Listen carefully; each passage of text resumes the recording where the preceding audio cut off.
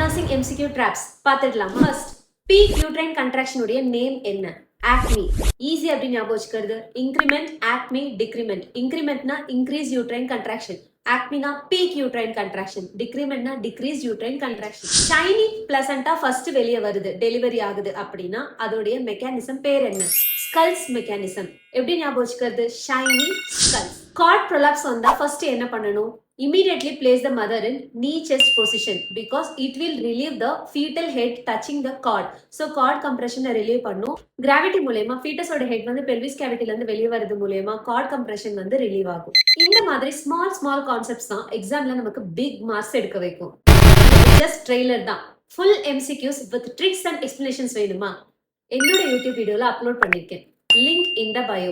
Take your note and see the video. Save பண்ணுங்க, next edition க்கு use ஆகும். Follow பண்ணுங்க for daily exam hacks. Thank you.